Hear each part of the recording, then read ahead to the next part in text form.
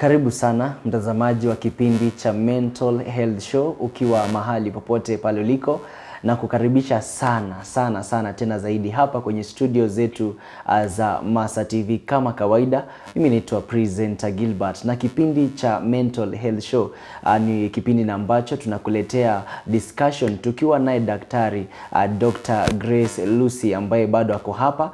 Tunakuwa tunaongelea mambo na ambayo watu wanapitia hapa maishani. Kuna mambo mengi mazito, mazuri, as long as it is lifestyle things, ama mambo ya kiakili, magonjwa ya kiakili, maybe uko na stress, maybe uko na maybe you are going through a lot, maybe uli lose mtu, maybe ni job ulipoteza, uko na stress with any other things. So don't worry, kwa sababu tuko hapa na tuko hapa kwa ajili yako, tukusaidie na pia uweze kusaidika. Kwa hivyo karibuni sana mkiwa mahali popote pale mliko. Kumbuka kipindi cha Mental Health Show kiko sponsored na The Tag Hotel. The Tag Hotel iko pale Juja Mirimaini. Ukienda pale Juja ulizie Mirimaini, watakupeleka hadi The Tag Hotel.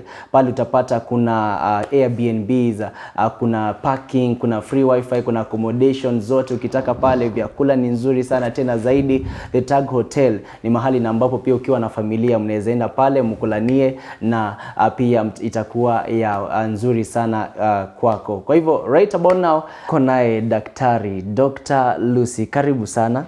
Welcome so much, and you're looking so awesome. Thank you. And of course this is the second episode kwa season 1 ya Mental Health. True. Karibu sana, na pia anajua kuna mtazamaji pale alikuwa ameongojea sana ukuje hapa. Kwa hivyo karibu sana. You can tell us your name, where you are located and all that. Karibu. Asante sana Gilbert. Yes. Thanks a lot for having me here today.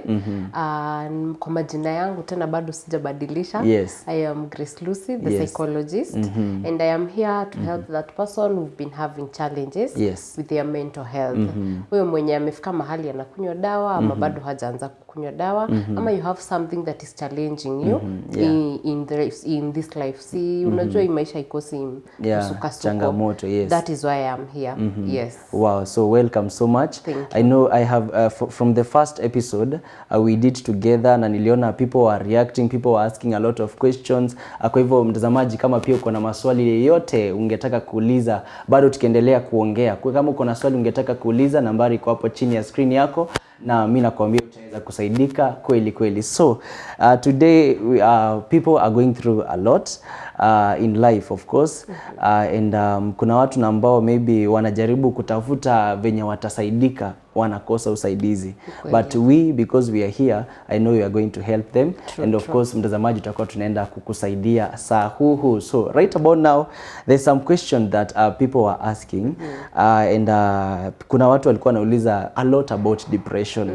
Kuna mtu anauliza how mimi na feel niko na depression, or sijui my brother sijui is going through that. So today it is very good tukiongelea ama tukiweza kujibu wale watazamaji all about depression. So the first question yenye Grace Lucy the psychologist naweza kuuliza, what is depression?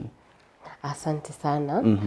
Last time tuligusia depression kidogo. Yes. But we started with stress and general mental health. So as we go by, depression in layman's language is like a graduation from stress. Kuna vile mtoto wako PP1 pale, PP2, siku hizi wanafanya graduation ndo waende grade 1. So when you are diagnosed with depression, it's like now you've graduated from stress, which is not a good thing. Yeah, it's not like a good graduation. Yeah, so in medical terms, if you're to ask me what depression is, depression is a serious and common illness, especially yenye ina affect your day-to-day lives. How does it affect your day-to-day lives? Ina affect the way you think, ina affect the way you feel, and ina affect the way you act. Yes. And for you to be diagnosed with depression, si ati ni unaamka tu siku moja sababu unasikia vibaya, unajua hiyo automatically in depression. No, that's not the case. You have to have undergone the symptoms for a period of time, for like 3 months hivo, or depending on the intensity of the of the symptoms. So for you to be diagnosed, unaweza kuwa unakaa peke yako ama unakaa na mtu mwingine.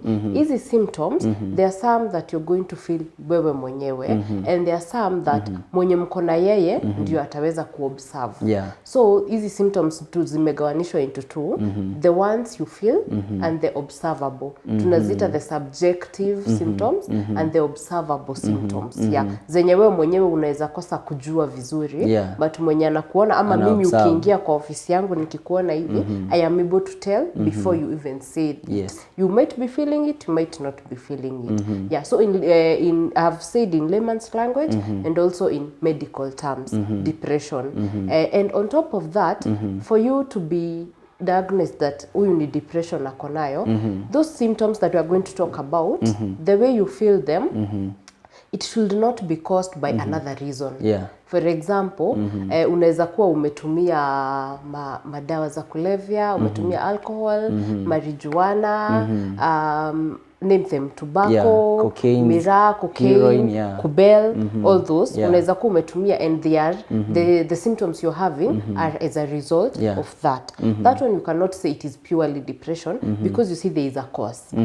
Also these symptoms should not be because you have another illness. Ama you're recovering from an illness, or you've had a major surgery like a neurological surgery. So haifai kuwa hizi symptoms ndio ikuwe ni depression. They should be purely not because of any other reason. It is not because of what you're using, it's not because of what you're recovering from, it's because it's something you're experiencing. Ati unajua ninasikia hivi, lakini si ati ni sababu nimetumia madawa, si ati ni sababu nimetoka kwa surgery, si ati ni sababu I am recovering.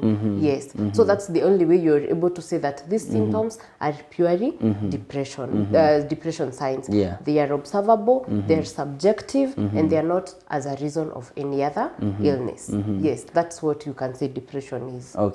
So depression, nimesikia what I've heard, like it is in two ways. It is observable and you can even feel it. Wewe mwenye uko na depression unaweza ifeel, na pia kama uwezi feel kuna mtu mwenye ata observe. Wow, that is wonderful. So, and also they can be both. You're feeling it and you're observing it and people are seeing it. Sababu unaweza kuwa unakaa peke yako na ujilete, there are symptoms that you're definitely going to feel, and there are some that someone has to observe. And depression is in women, in men, in adults, in teens, and also maybe in children, but children it is minimal. So talking of, before tuende kwa another thing, talking of depression can be from like women, men, teens and all that. So talking of teens and children, what can really affect them ama to have the depression? So many things. For example, in children, children react differently to different things. Na reaction ya mtoto sio same na reaction yako. Maybe you have a wife and a child, Gilbert. You decide to locate from place A to place B. You don't take this child through, and maybe the moving means that the child will change schools. So you've taken the child to a new environment, to a new school, and nobody is talking about this. Nobody is preparing the child. Nobody has prepared the child that this is happening and ABC is going to happen, and this is how you should go through it. So if you don't do that, you will start noticing things about your child. Child is sad, they are tearful, they don't want to go to school, such kind of thing. But by that time you won't diagnose that they have depression. But maybe they will continue. It will, if not addressed, it's going to progress, and now you can find the child growing. As they are growing, not even as they are growing, with time. It can be as a short period, as short as 1 month, as short as 3 months. These symptoms have already progressed. So it is in children, in teens, in adults, in men, women, even in old people.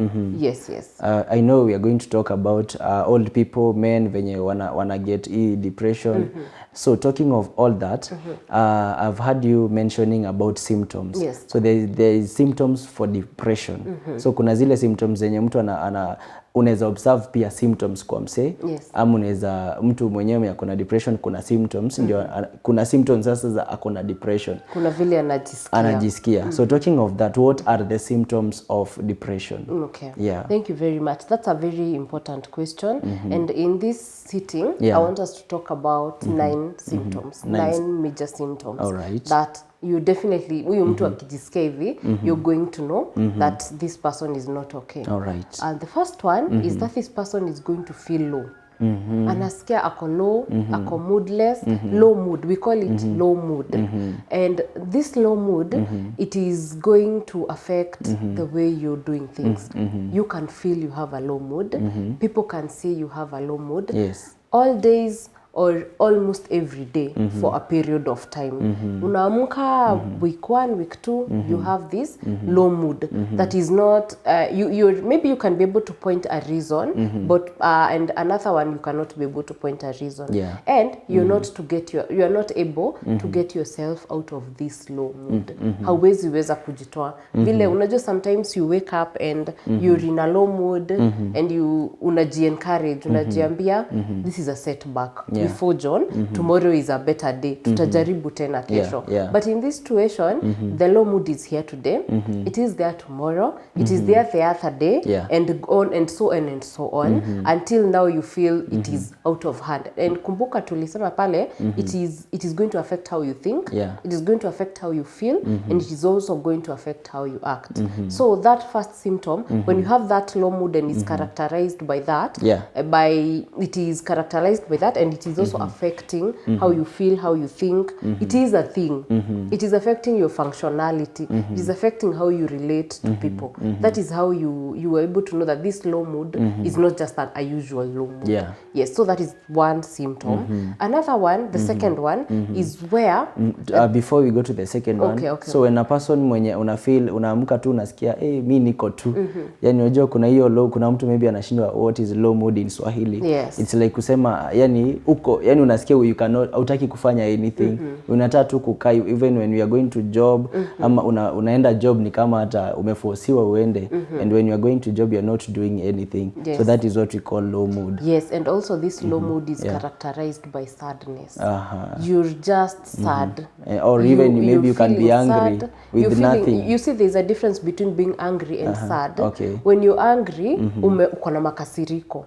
But when you're sad, you're sad. Yes. You're sad. Hujafurahia. It's the opposite of being happy. You can be happy and angry. Do you know that? Yes. Unaweza kuwa tuko na wewe Gilbert, I am happy but umenikasirisha.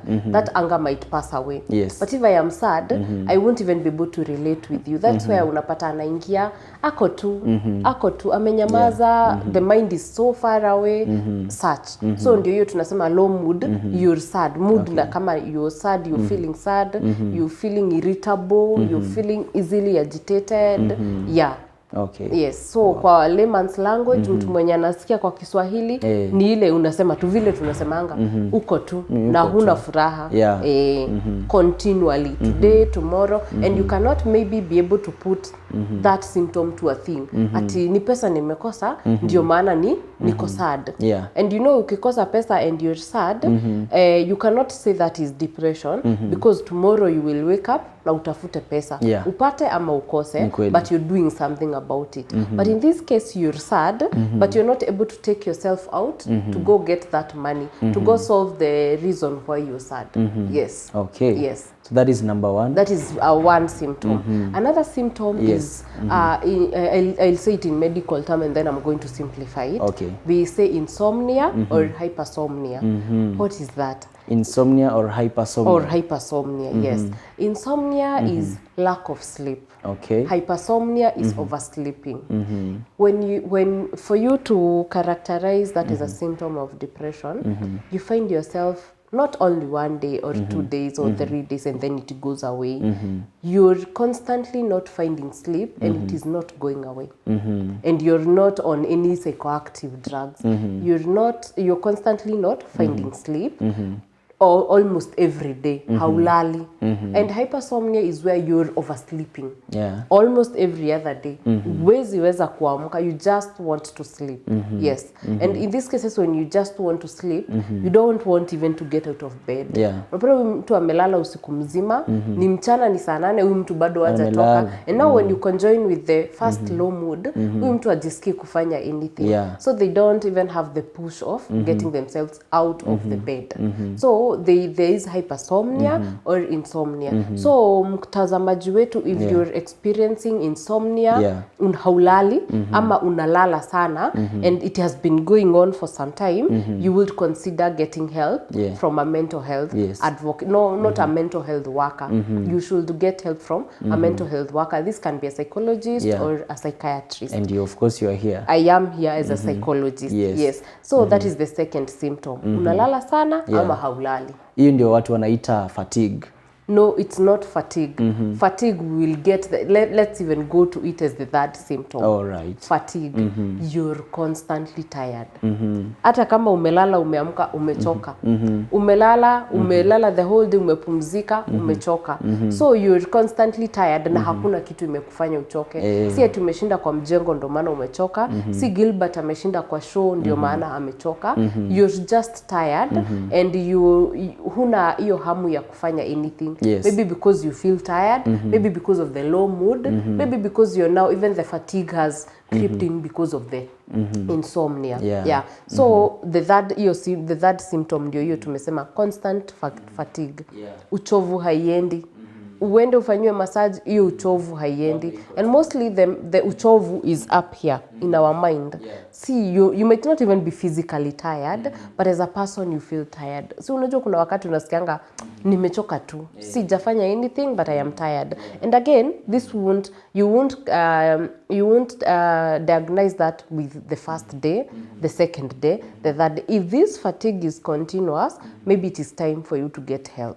Yes. So in short, your mind can get tired, but your body, it can be just okay. Yes, and you know, we always say it is all in your mind. If your mind is tired, your body automatically becomes tired. And the reason I'm saying this, unajua mwili yetu, our physical body, gets tired because of a tedious activity you've had. Maybe umekimbia, maybe umeenda mjengo, maybe umeshinda job, but this time you've not done anything. So there's no reason for your physical body to be tired. But your mind is tired. So the signals in your brain zina send signal kwa mwili yote, sisi tumechoka. So and that's where unapatanga hata mtu akona inaitwa brain closure, ni kama akili yako imezima. Ni kama unaona vile unazimanga stima hivyo kunakuwa giza. Sasa akili yako imefika mahali ime burn out. Ime burn out, imezima, and that's how now depression comes in, because kama akili yako imezima, what are you able to do? Minimal, very minimal things. Yes. And this ndo unapata ina affect hadi you're not able to gloom yourself. Because observable sign ni kama hauogi, haukuli, hauoshi nyumba, you're not tidying up anything. So you see the reason, your brain is already shut down. So you're not able to do the other activities. Yes. So one is low mood, the second one is insomnia and hypersomnia, the third one is constant fatigue. Yes. Let's go to number 4. That is not constant fatigue, that is not going on. Number 4 is you have motor retardation. That is a complex term. By simplifying it, motor retardation ni mahali hujisikii kuenda. Or it can be two ways. Hutaki, you're slowed down, your activities are slowed down. Kama ni kutembea unatembea umejikokota hivi hivyo, like you're forcing yourself. And then there is the other side that you're restless. Tuko hapa na Gilbert, ninakaa hivi, I am doing so many things at one. That things that show you this person is not present here. You're very restless. Akili yako it is jungling. It is how do I call it? It's a concoction of events in your head. Unataka kufanya hivi, ni kama you're sorting on you're there, you're doing everything. So you can be slowed down, or you can be, you're restless. Haujatulia. Unajua pia the slowing down, somebody might sit here and they don't even look alive. Unaangalia huyu mtu and there is no life in them. So that's where the slowing down comes. Wewe mwingine anaweza kaa hapa and the person is all over.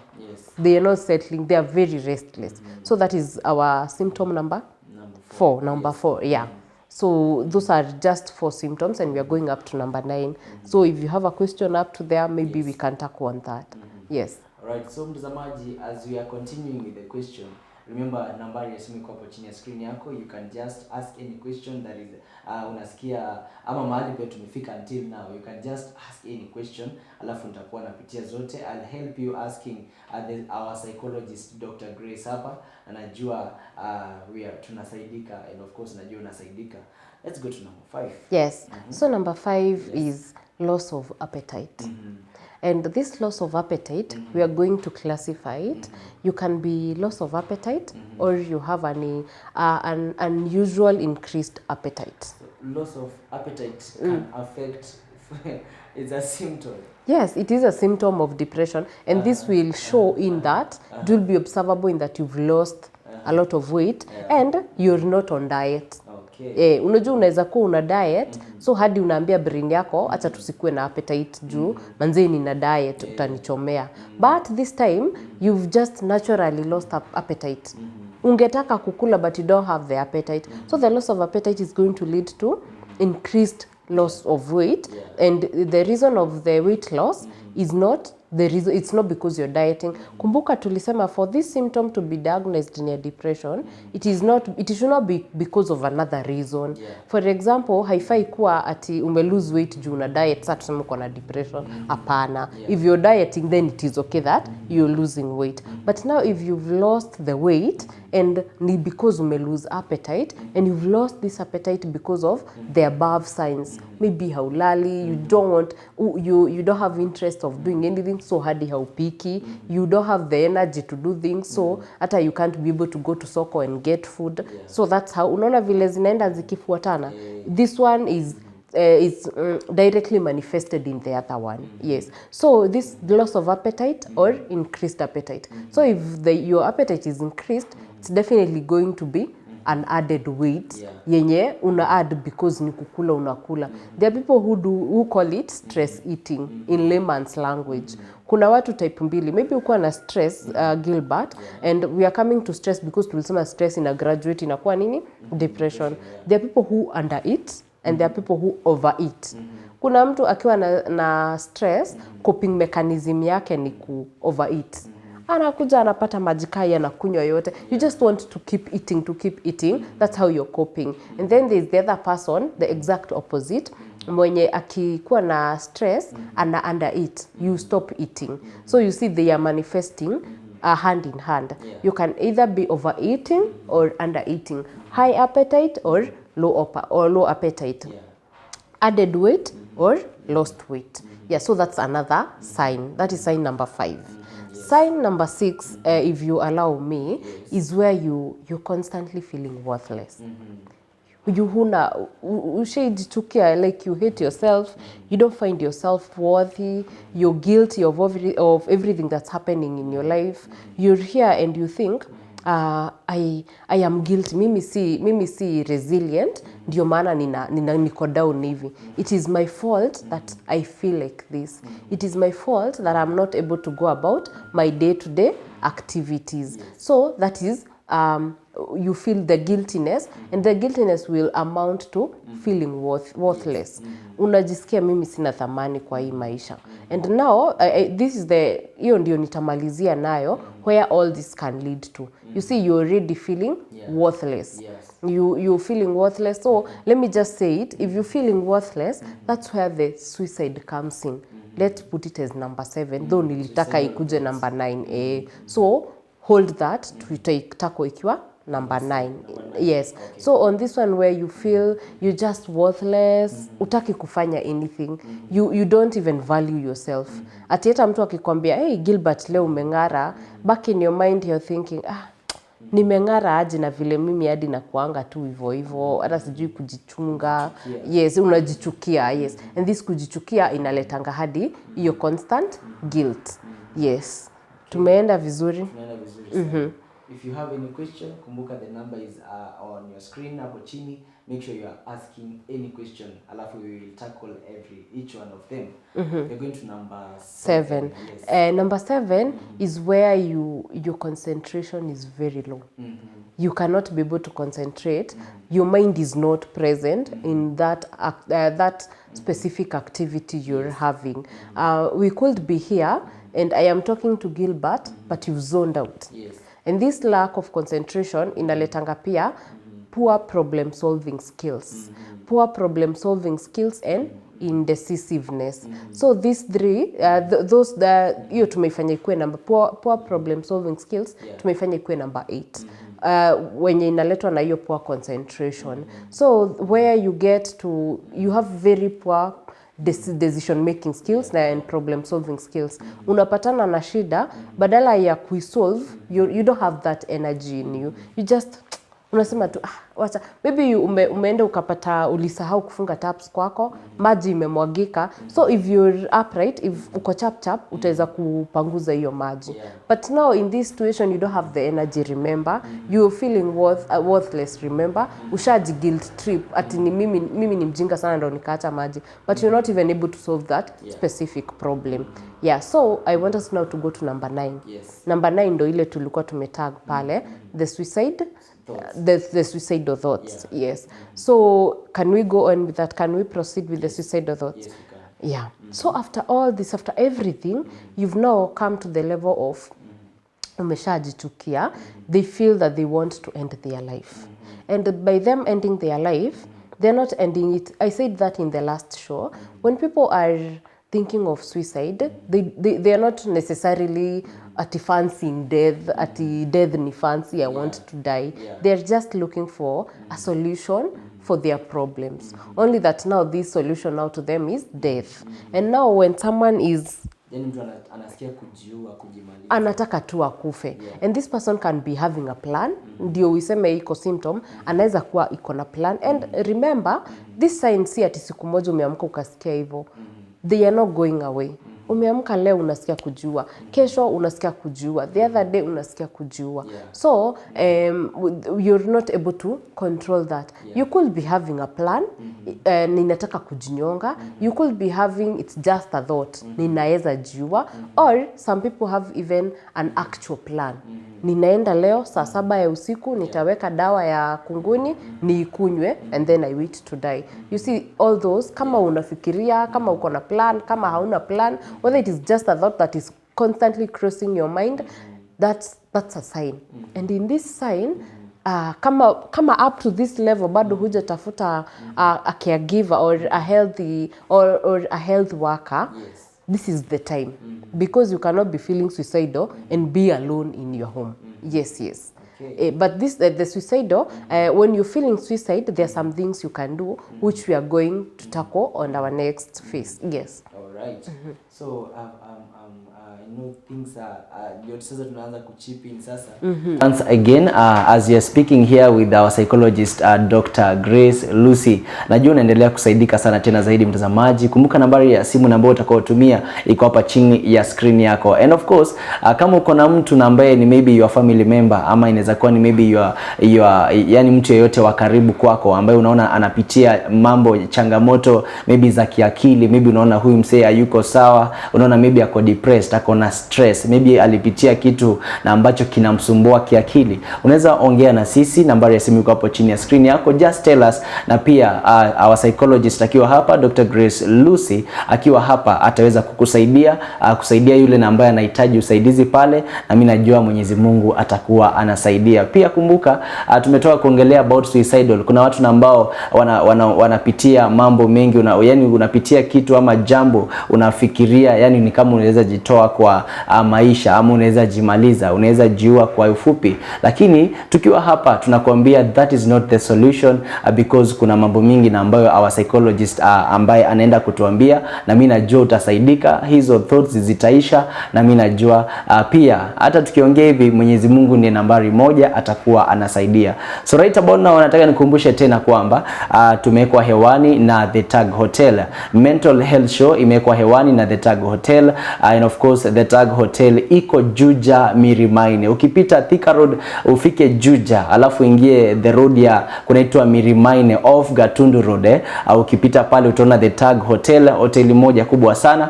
Pale kuna vyakula nzuri. Kwa kama we ni mtu wa kutaka kupikiwa chakula kizuri, pitia pale the Tag Hotel. Kama unataka maybe kukuja na familia yako, kuna B&Bs, kuna deluxe rooms, kuna rooms za kawaida, pia kuna accommodation, yani whatever you need iko hapa, parking iko, free wifi, whatever you need utakuwa sorted out na the Tag Hotel. Kwa kifupi, wacha tuende for a short commercial break. Tutakuwa tunarudi pamoja na Dr. Grace Lucy kwa mambo mengi zaidi. Usibanduke, we'll be right back.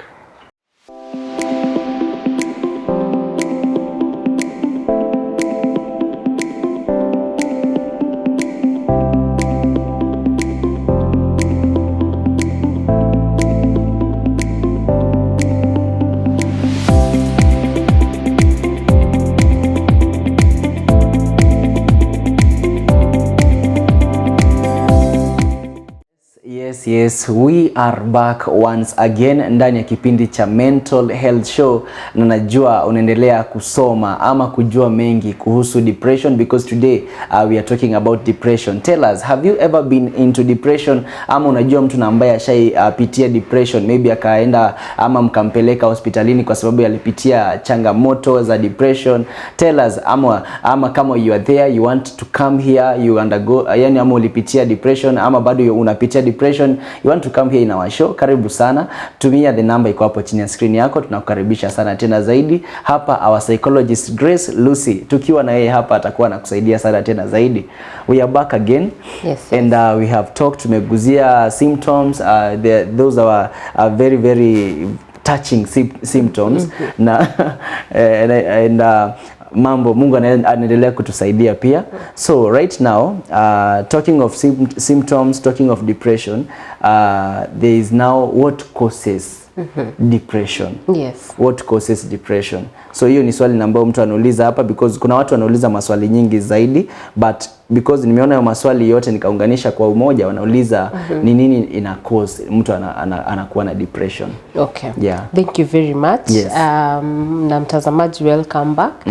So what causes depression? Yes. Depression, as we said, first of all, for you to know you're depressed, the symptoms zenye nimetaja, they should have significance in your life. Ziko na the symptoms zinafanya you're not able to go on in your social life, yes, occupational life, even in your relationships. Zina affect the way you live, not just symptoms na you're able to go about your day-to-day life. So that is something I wanted to note. Ndio mtazamaji wetu ajue easy signs, si just signs and symptoms. Zina vile zina ku-affect. So now getting down to the symptoms. Our first very major sign, major symptom, not symptom, cause, that is very broad, is that you have experienced stressful life events. You know, in this life we are living, it is very hard for you not to face stressful events. Yes. So these stressful events zinaweza kusukuma hadi zika graduate from stress zikakuwa depression. For example, you've lost your job. Yes. You've lost a loved one. You've lost not only losing, you've had maybe sexual harassment. You see, all those things they are stressful and they are life events. So if that thing weighs you down and you're not able to deal with it as it comes, for example, you've lost your job, you're not able to kick back fast. You're not so resilient on it. Inakuput down. And ikisha kuput down, inaenda wiki ya kwanza, wiki ya pili, wiki ya tatu, you still stressed about the same thing, and you're not able to do something about it. You don't know where to start. You don't know where to start. Because normal stress, unaamka tu, maybe another person angeamka tu kesho atafute job ingine apate ama akose, but they move forward. But in this case, you've experienced this stressful life event, na ushapata imekuweka chini. So those are some of the causes. that stressful life event, name it, be it anything, anything unajua kwa maisha inaweza kustress. Hata kukosa food in a day or 2 or 3 inaweza kufanya maybe watoto wako umewakosea chakula, maybe you've been thrown out of your house. Yes. Those are just some of the examples of stressful life events. So any stressful life events, if not well taken care of, if not well handled, it can lead to depression. Yeah. So that is cause number 1. Cause number 1. Yes. Cause number 2 is maybe pregnancy and giving birth. Maybe this is new to people, Yes. but along the way we are going to talk about something called postpartum depression. That's where now this kind of depression comes in. When you're pregnant or you've just given birth, so many hormones go on in your body. Hormones zako zinakuanga all over. I know a woman out there who've experienced childbirth or who've experienced pregnancy can be able to say that. Whether your baby came to term or did not, as long as you've gone through that phase of pregnancy and childbirth, either pregnancy or childbirth or even both, you can be able to attest to this. During that time, there's so many changes in your life. You're adapting to a whole new you, a whole human being that you've never taken care of. So it's just a lot, especially if you don't have a good support system. You can very, very easily snap into depression, and in worst cases you can go through something called postpartum psychosis. That is something we are going to talk way later. And psychosis is where now you've completely lost your mind, if I may use that word. Yeah, so if you've experienced, not for everyone, remember, but most of the people or some of the people that have gone through pregnancy and childbirth can attest to having felt, maybe it didn't get to a major depressive disorder, but it got to a point where you felt most of these signs and most of these symptoms we've talked about, where uko na mtoto hapo ujui ufanye nini, uko na mtoto hapo analia, umeanza kumchukia. Those are some of the signs, and especially for those new mothers or someone who've had or a rainbow mom or someone who've had a stillbirth, all those. Ukishaanza kusikia hivyo, and if you have your baby there, unasikia haumpendi, unasikia umchape, umgonganishe, and it's just a little human being innocent, make sure to seek help before it goes out of proportion. Because you see, if there's a child involved, it's not about you anymore. And maybe you're seeing your partner and you feel, no, I just want to kill this person. Usiwache ifike hapo. If you start feeling like that, and you're a new mom, or you've just lost your child, or you have just given birth, or it's during pregnancy, make sure you seek help. So that is another symptom. Another cause, sorry. Cause number 2 ndio tumesema ni childbirth. Another cause, this is for ladies, inaitwa maybe ladies wanaitanga PMS. Do you know what PMS is, Gilbert? Tell us. You wouldn't know. It is premenstrual syndrome. That period, pre or post menstrual syndrome, some people might have so intense signs that unapata ana snap into depression, but mostly this one inakuanga mild depression. The signs sometimes are very intense, remember again, because of the hormones. So if you're not able to take care of the signs that time, you can snap into a short period of depression. But on that one, it is mostly mild. Same case now as the other cause we are going, menopause also is a sign.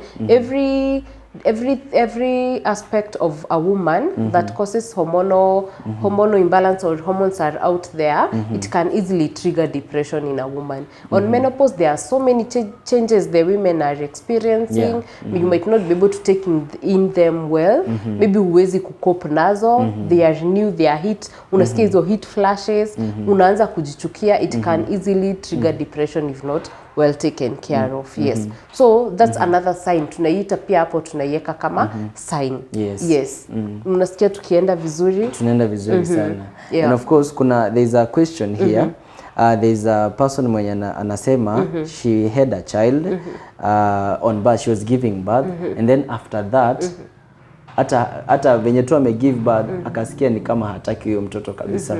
So I'm asking on behalf of her, like what can cause that? Ama pia does that mean maybe ama ni venye maybe hajatupatia the whole details, kuna venye maybe ni familia imefanya ama even maybe the boyfriend or the husband, whoever it is, anaweza fanya maybe achukie mtoto, or what can cause that. Okay. In such a situation, it could be si mtu amefanya. It could be how you're feeling. Unaweza kuwa na an excellent support system, and by this I mean the parents, the siblings, the partner, everyone is there for you and they are supporting. But you see, Gilbert, this is a new face. This person entirely depends on you. Where hata hujapona. You know, I usually make fun and say when you're in a maternity ward, it's like you've been hit by a lorry and then you've been given a new human being to take care of. It is a lot. It is a lot, and it is okay. It is normal.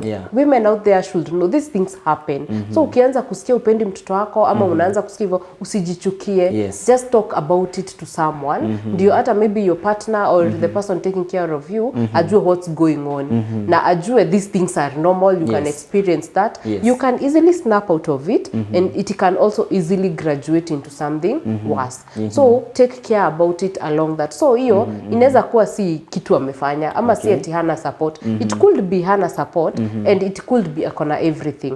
So in both cases where something is lacking or everything is there, it can still happen. Yes, because it is a lot. As a person, it is a lot to take in, and probably it is your first time or even second time. Every experience is different. Yes. Another question on the same. What if now the lady maybe hakuwa na boyfriend ama the husband, but she was abused. Okay. All right? She was abused, and then now she got pregnant and such. Can that lead for now to the point that sasa anajichukia ama anachukia mtoto? Okay. Thank you very much for that question. In that question, that is a very broad topic, because now this lady is experiencing so many things. Yes. It could not even be depression. But first of all, remember pale umesema the lady was abused, sexually abused. So that was trauma in itself. Trauma is a different disorder. Trauma, ikafika amebeba mimba, ameshapata mtoto na haja deal na ile trauma, it will now turn to PTSD. PTSD is post-traumatic stress disorder. You had that trauma, haija kuwa dealt with, 6 months down the line, the feelings are still there, the hate is still there. No, it has now graduated to PTSD, post-traumatic stress disorder. And now after it graduated to that, umepata mtoto, this is a whole new thing. You're just dealing with a lot. So hiyo tuwezi sema it's depression peke yake. Maybe anafeeladi depressed due to the new situation, the old situations, but now it has graduated into so many things. This is where we could say the lady is suffering from PTSD. Maybe amesikia amechukia mtoto, maybe sasa graduate into this now, the depression after amepata mtoto. All that, it is just a lot. Yes. Okay. Yeah. So I know we will still have more time to discuss on that and talk of that. Do we have another cause? Yes. There are other causes. Another cause could be loneliness. Umekaa tu uko mpweke, unashindanga peke yako, you don't talk to people, you're definitely going to go. Such that if a challenge comes, you don't have someone to share it with. Kwa treatment, utaona that is one of the things you can do, sharing things. So if you're just lonely, hauna mtu wa kuongea na yeye, you just close up things. Ile siku zitalipuka zikiwa kitu kubwa. So that one, tukiita loneliness, itakuwa because you're not able to let things out there. So loneliness could also be another cause of depression. Could also be a cause of depression. Another cause could be maybe umeambiwa you have a life-threatening illness, or you're recovering from a surgery ama another illness, and you're not able to accept yourself. Maybe umeenda hosi sahi and you're told you have a life-threatening illness, you're not able to deal with that. Iyo unaweza iweka pale kwa life events, stressing life events. So you see that one, you've been told that right now. ujui uanze wapi, ujui uende wapi. So you are not able to deal with it. You don't have anybody to journey through it, or you have someone but you're not able to talk to them. So hizi vitu zote umezifungia. That one can easily make you snap into depression. Yes. So and another sign yenye cause yenye nataka tumalizie nayo, nataka mtazamaji wetu ajue the causes are not limited to this. There can be so many causes, but most of them you'll find they lie in a stressful life event. Hata kuachana na bwana is a stressful life event. True. So in hiyo kitu yenye imeku-stress na iko kwa maisha yako is a stressful life event, and it can cause depression if not well taken care of. Our last cause that I want us to tackle is drugs. Drugs are psychoactive. Drugs zozote zinaitwa psychoactive drugs. Si zile dawa za hospitali, ati Panadol mara moja, no. In this case I'm talking about alcohol, miraa, marijuana, kuber, name them, tobacco, hizo zote. Hizo vitu they alter your brain. So unaweza pata a reaction to you, and natakanga watu wajue reactions are different to different people. You can use that drug for 10 years and it could not affect you. I use that for just a week and I am a totally different person, and not on the good side. It has totally affected me. So if you're in the use of drugs, you could be you're trying to withdraw from them. Unataka kuziacha, but it is impossible. You could be you're addicted. It has taken over your life. And you could be drugs by themselves kuzitumia zinakudepress. Wewe hazikuhype, zinakudepress. So use of drugs is a very high cause of depression. Again, because even when you're on drugs, you're not able to face situations life on. Mtazamaji wetu anaweza attest, if you face a situation when you're on drugs, wenye washawaitumia, let's use a simple one like alcohol. When you're drunk and not drunk, you don't face situations the same. When you're not drunk, you're able to face that situation in a sober way. Kuna mtu anakunywanga ndio aweze kuongelesha watu wengine. But just remember, you might be able to solve that situation, but you're not solving it on a clean brain. You're solving it on a brain that is under the influence. So hiyo sio kitu ungefanya ungekuwa uko sawa. So the use of drugs will highly cause depression because of so many things. Because it will also impair the way you impair your judgment, the way you solve your problems.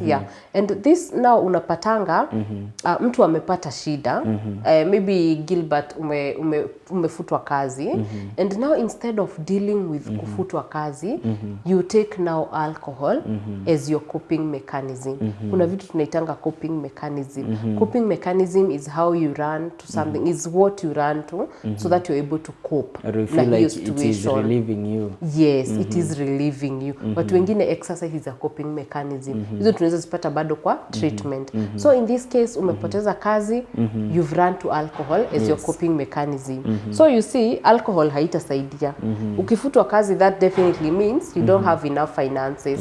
Ukienda kukunywa pombe, you're using finances. So at the end of the day, you don't have a job, you have used all your finances and you're drunk.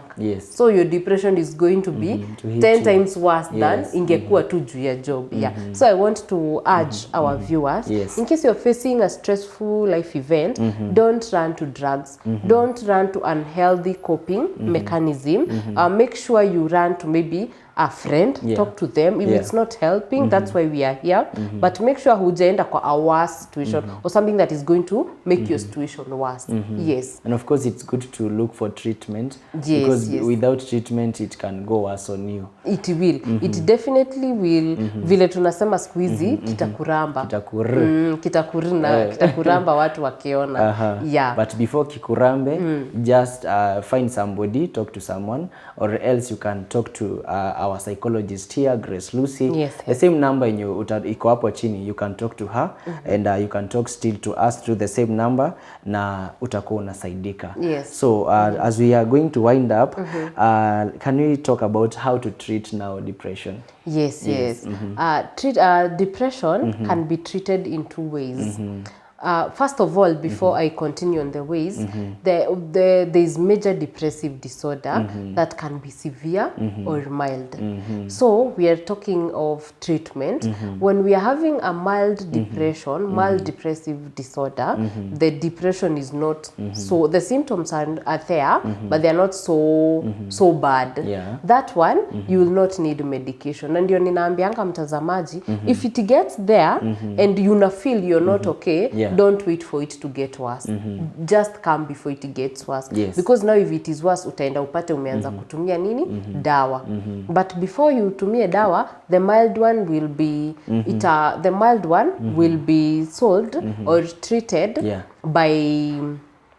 by psychotherapy sessions.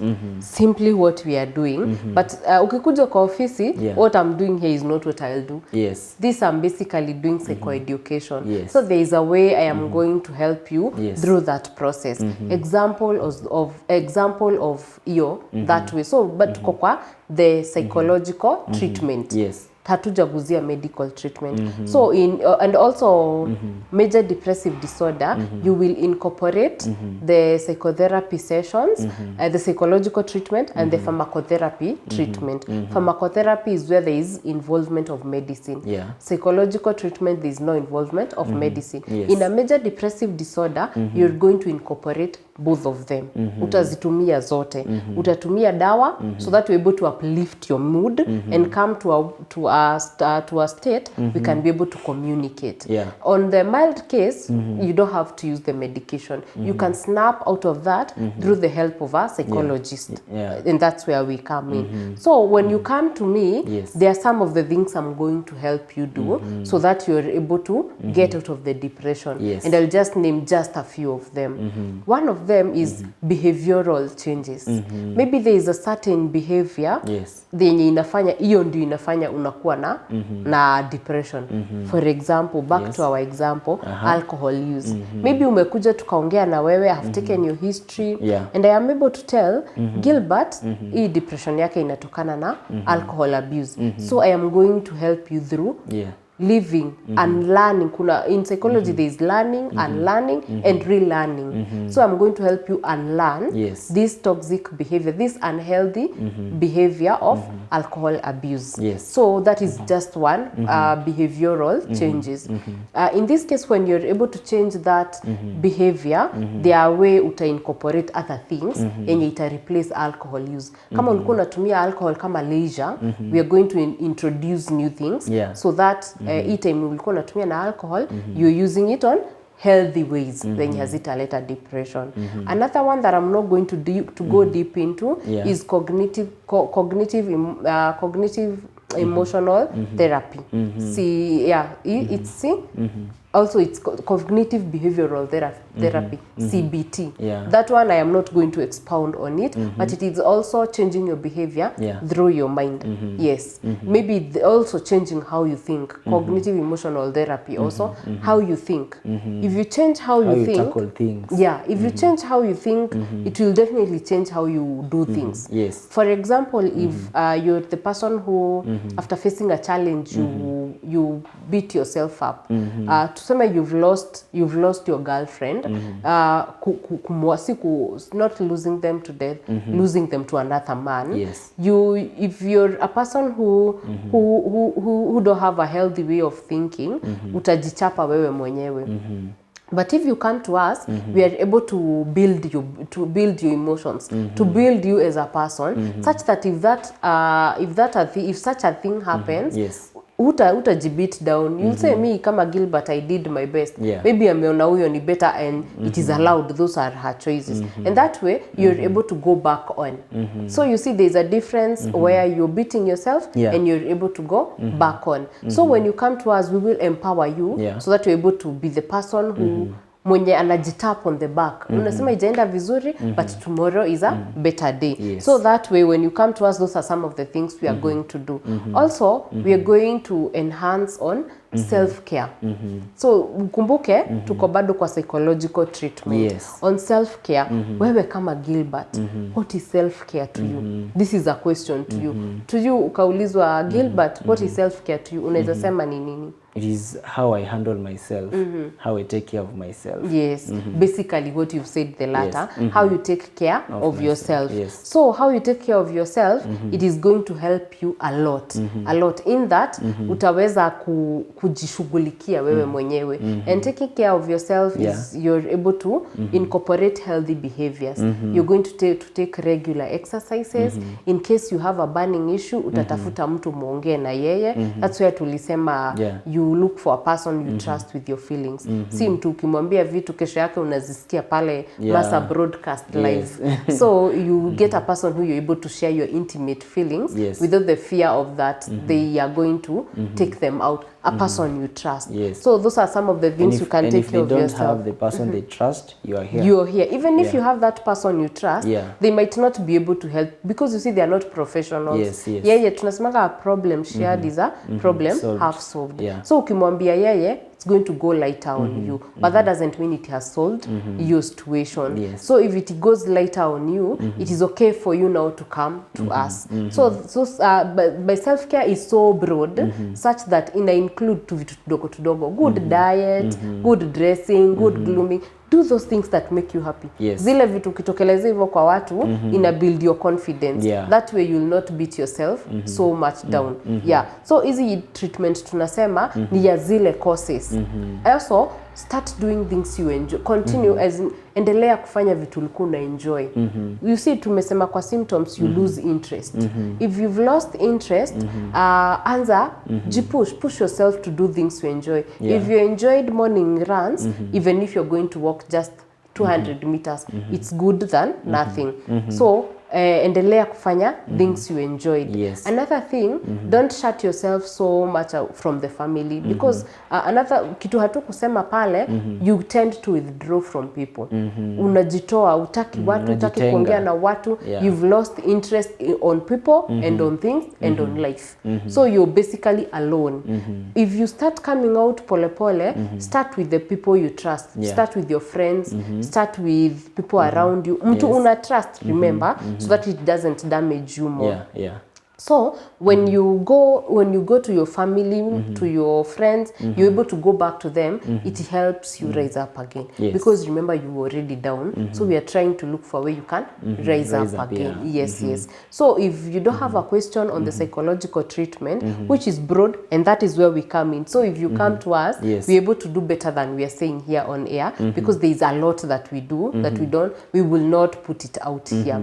The other one is pharmacotherapy. Pharmacotherapy, this is where now you're already in a major depressive disorder and you go to a psychiatrist, medication is prescribed to you, and after the medication, you're told incorporate that with psychological sessions.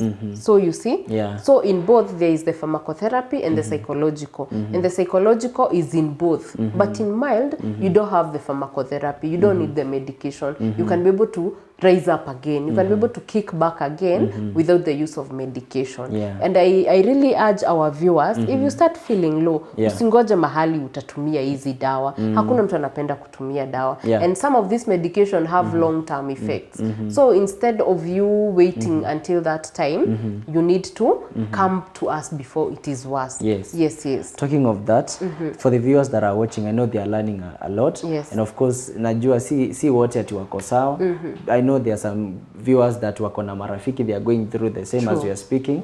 So if kuna mtu pale maybe anauliza how can we reach on you, so you'll just tell them where they can reach on you as a psychologist, and then najua watasaidika. Before we go to that, there's a very important point sitaki we leave behind. We talked of suicide. The suicide needs a treatment as well. And most of the time when someone is suicidal, that's where they are going to even get, you will get to, iyo ishakwa a major depressive disorder. So if someone is suicidal, suicidal, get a support group. Talk to someone about how you feel. Try to encourage yourself out there. Usingoje ifike hadi you want to now go and do it. There are helplines all over of what you can do when you're feeling suicidal. And when you're feeling these suicidal things, usingoje hadi umeanza sasa kuattempt. If you feel that the first time, the second time, the third time, get help from a health worker. Yes. Come to us because that is, you know, suicide has no reverse. Ukishajua umejua.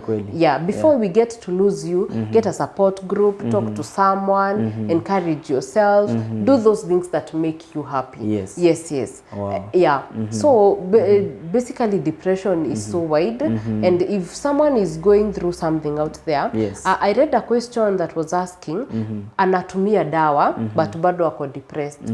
Unaweza tumia, we say, do you incorporate both of them? Get a psychologist or a counselor and get the medication if your psychiatrist have prescribed that. So kama unatumia dawa na hujaweza kukick back, there are things that you need to definitely do. Come to us, ongea na mtu, get those therapy sessions. Yeah. Wow.